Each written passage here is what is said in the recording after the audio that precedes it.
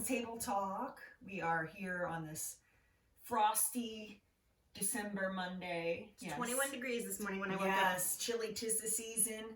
Hopefully you are nice and warm somewhere watching this. And I'm here with my friend Becca. Hi, Becca. Hi.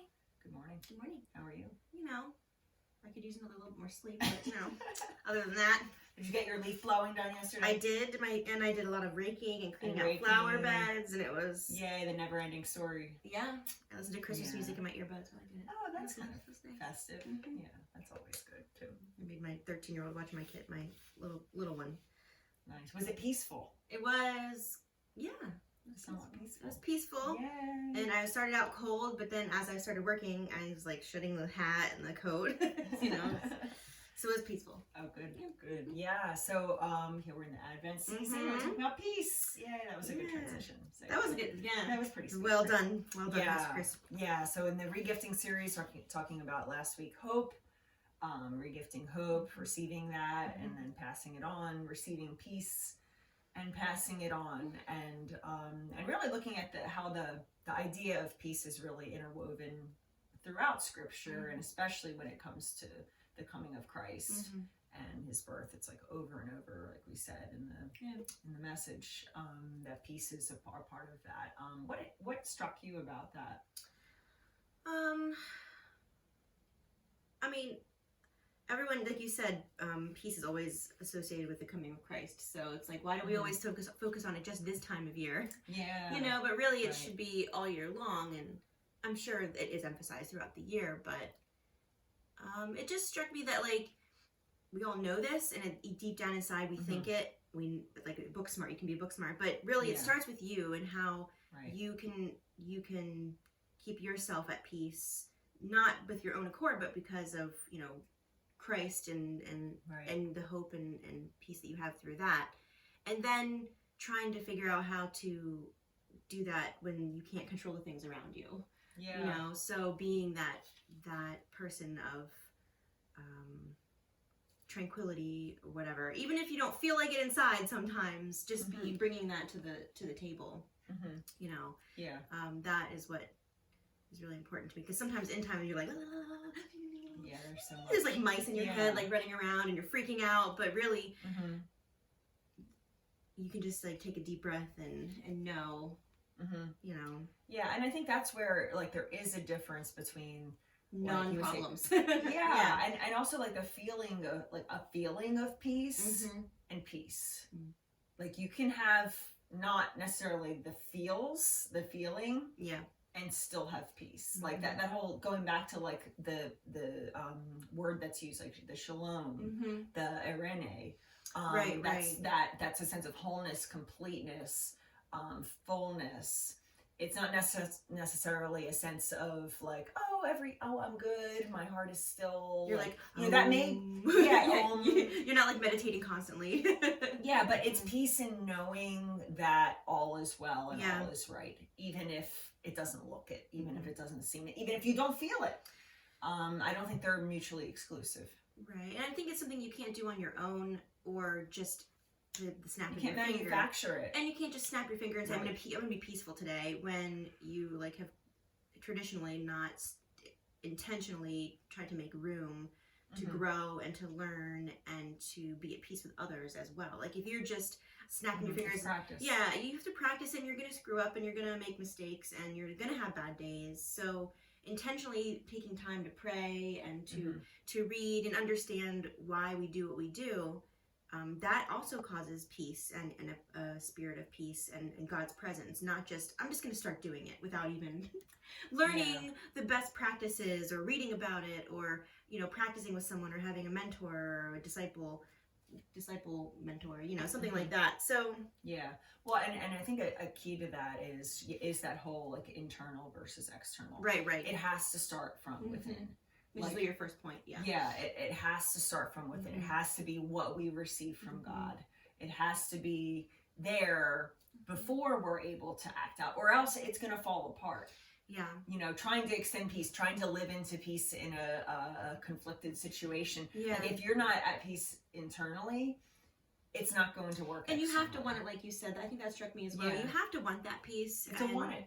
Some people don't. Right, because you can't control everything around you. You can't control everyone. And sometimes I feel like you just want to kind of wallow in that victimhood of like, oh, everything's crazy. Yeah. And I'm guilty of that. I'm not blaming anybody at all. I'm just saying sometimes you have to like pull yourself out of that part of your, you know, whatever that is, and just start to make an intentional and learn about yourself, learn your limitations, learn what causes you strife, and try to practice responses. You know, like that's why I like StrengthsFinder so much, because I know about what triggers other people, what triggers me, what tics they have, and sometimes it's good to learn those things and you know how you can, like, that person might be freaking out about something, but you know what might help them gain peace. So that inward part of you, learning about other people and then learning how to calm someone else down when you know what their triggers are, that's part of it too. I think sometimes just learning how to, that's the outward piece, of course, where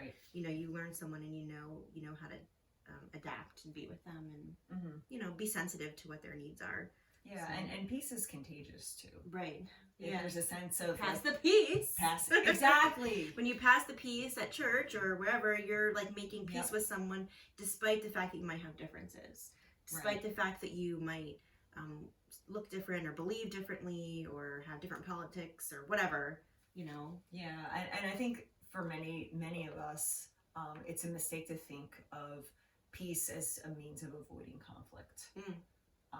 I think that's false peace. If you avoid conflict, then you can build resentment and bitterness, and then there's an explosion, and you just... Or trying to make it smooth everything over, gloss it over, like, oh, you know, sacrificing. That's, I think, what I would consider false peace. And eventually that crumbles. That's I like to avoid conflict, so you're right. Totally. Yeah, like there can be, I mean, if you've ever like entered a room, right, and everybody on the surface is nice and whatever, and you know underneath something's going on. There's something going on. That's empathy. Your empathy's coming through. Yeah, and that's that false peace. Yeah. That, yes, it's surface level. Oh, we're all friendly. We're good. You know, you maybe have tried a church and it seemed like, oh, we're all surface. Everything's glossy and perfect and nice, and you knew that's probably not. Or the like story you go to a underneath. party or a family holiday and everyone's just keeping saving face for the holiday. Right. Oh, everything's good. I love everybody. No, and you know that's not the case. Like that's a false sense of peace. Like we don't want that either. Yeah, peace dares, just like Jesus did. Like Jesus didn't avoid conflict. No, that's true. He was the Prince of Peace. Think about that himself. That dared to enter into these very difficult situations and even challenges and confrontations. Yeah. But the way he did it was different, and that's where the peace is expressed. Yeah. And I think when we can enter into a conflicted situation or a tension, he made people angry though. He did. But with the goal and the intent of bringing wholeness, fullness, completeness to the situation, rather than adding to the brokenness. Because I think sometimes like we go into that wanting to even more so, we're you know, pointing the finger, we even more so want to prove we're right. We add to the conflict, we add to the resentment, rather than bringing wholeness, bringing completeness, bringing healing. And he left the ball in their court often. He didn't do anything wrong or mean or good questions. Or out of ill intention or anything, but he left the ball in their court where they would choose to either respond well or badly, and so most of the time they left, most of the time, or they killed him. So you know, there's sometimes the result is not, people are still gonna be mad at you, whether you want to keep, you know, whether the peace is kept or not. Your spirit, it starts internally, whether it's going on outside, you're still offering that peace and that love, right? And that word of, you know, that word of whatever it is that might need to be said, but that truth and love, and that's where the letting go has to happen. Is to say, like, in my spirit, I am at peace, and I'm trusting that, once again, I've done all the inputs, and I'm trusting God with the outputs, with the outcome. Like, I've done my part, but I have to trust, and I have to let that go, and I can't control it, and I can't control what somebody's reaction is. Like, say you go into a conversation trying to look for forgiveness, or trying to look at reconciliation, and the person, they want nothing to do with it. Guess what? You gotta blame you. Yeah, or they blame you for being the wrong. Yeah, and you have to come to that point, that peace, to let it go and trust that God's still at work. Pray for God's gonna take care of things. God is not done with them. God's not done with the relationship. But I have to let that go from my own power. That's hard to do. It is, and it's also hard to do without creating more drama. Like, just sometimes you just gotta let it go and and not like gossip or whatever. Yeah, and we can't do that on our own. That's where we need God to do it. Yeah, it's and hard say, hey God, I can't let go. I need your help. Like, can you literally pry my hands? It's part of our nature to want revenge for being wrong. Like, it's just part of that. And so it's not healthy to want that and to seek it most of the time. You know what I mean? So yeah, and even with anything else, the expectations and trying to meet up to people's standards and your own perfectionism. Letting go of those images that's like, I thought that by age whatever I would have this and this and this and this, and that my family, my kids would look individually, personally. Yeah, my kids would look this way. And even as a church too, to let go of, to say, hey, you know what? Like, this is where we are as a community. Expectations of church, yeah. Yeah, this is where we are as a community. This is who we are. And we're at peace with it, and we know that we can't make everybody happy, right? Like that, and that's not the business that we're in anyway. No, we need to be at peace with saying, okay, and also and there may be a community that is a better fit for someone too. And we let that go too. Yeah, and I think that's the beauty too of our church. Like, you know, if somebody does come and they're like, hey, I really need the robes and candles and whatever, like, guess what? Wonderful. We're not going to change what we do because that's not who we are. But guess what? I can point you to a pastor friend of mine that's what they do. Yeah. And they're a great community too. Yeah. But I think just being at peace with that and not trying to change yourself for the sake of meeting those expectations. Yeah. That can be very freeing too. Yeah. Oh yeah. Yeah, especially I think in the Christmas season. Oh yeah. In this time when we have those pictures and we're sold those pictures really of what your Christmas should look like and what you should be getting and what you should be receiving and who you should be spending it with. Who you should be spending it with and what and then you look around and you're like, this is not what I expected. This is not what I expected, right? Clark Griswold, right? Yeah. Like everything just blew up. Wow. But you can still experience peace in the midst of that. The older I get, the more I understand that guy. I didn't get him before, but now I was like, Clark. Yeah. That poor cat. I'm the cat, I know. And the sewer blew up. It was a great sermon illustration, Pastor Chris. I love that movie. I have to watch that again. Yeah. So awesome. Well, thanks, Becca. Yeah, thanks for having me. And shalom. Yes, shalom to you. We hope that you have a good week. Peaceful week. Yeah, and a peaceful week. And that you might just spend some time in a peaceful location, whatever that is for you, if you're able to, really thinking and meditating on that idea. But also that peace, like we said, in order to receive it, you got to let go first. What is it that you might need to let go of? The expectations, the thoughts, the control piece. And yeah, that's where we are. Yep. So awesome. Next week, joy. And we're having kids singing in our service. Please come or watch online.